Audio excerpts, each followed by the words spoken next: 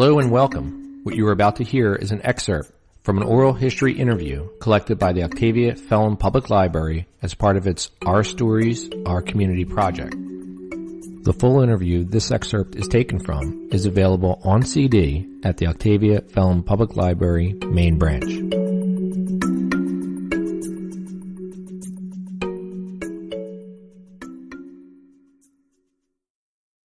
I'm Marcos Chavez, age 35. Today's date is March 19th, 2014, and we're in Gallup at the library. I'm Virginia Yazzie Ballenger. I'm 56 years old. Today is March 19th, 2014, and we are in Gallup. So, where were you born and where were you raised? I was born at Rehoboth. I'm the youngest of 6 girls, and I was the first child to be born in a hospital. Oh. Everybody else was born in the Hogan. Wow. And I grew up kind of southwest of Gallup. Okay. So, what was it like growing up in this area at that time? My first memories of my childhood is herding sheep with my mother. We would go out daily, and she would take her little bag of wool and her spindle and her cards, and she would card wool while I played I used to break little branches off the pinyon trees, and those resembled ladies with big skirts. And then I would collect big sticks and little sticks, and those would be, the big sticks would be the fat men, and the skinny sticks would be the skinny man.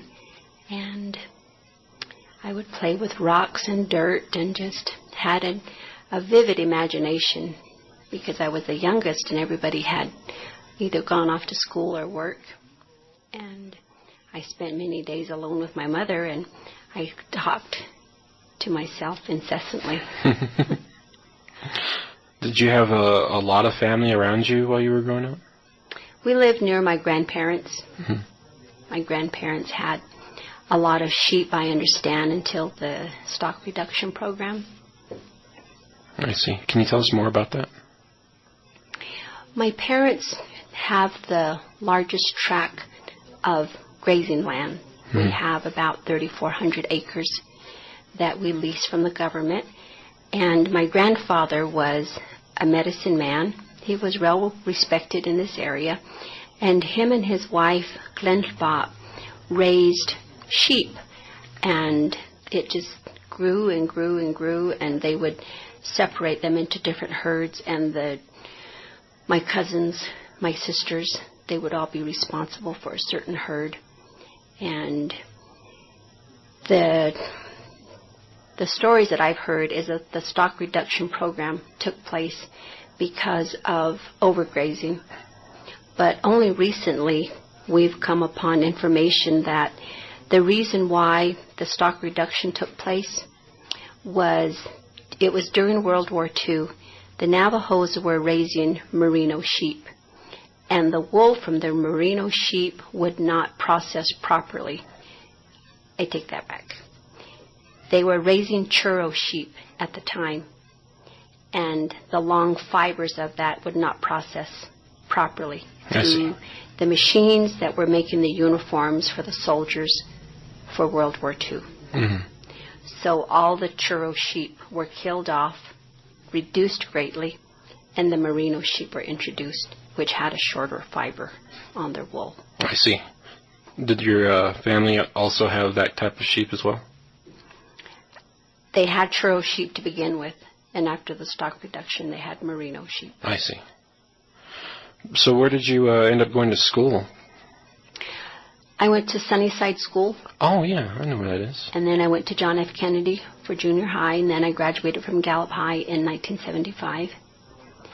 I worked for a couple of years at Tobe Turpin's Indian Trading Company, selling silver and turquoise. And then I moved out to Window Rock, and I worked for the Navajo tribe out there. And my boss encouraged me to go to school. He suggested that I go to Loma Linda University in Riverside, California. It was a Seventh-day Adventist college, and I went there and studied for 1 year. At the time, I thought I wanted to be a secretary for the rest of my life. And took secretarial classes. And then I came back. I worked for Santa Fe Railway Company, and that was where I met my husband. And we both moved to Topeka, Kansas, where his job transferred him to. And while there, I started taking business classes at Washburn University. What was it like being in a whole different community, a whole different culture during that time? I greatly missed Gallup. I come from a large family. I have 5 older sisters, and when we get together for birthday dinners or for the holidays, there are 60 to 70 of us. Wow. That are just descendants of my mom and dad.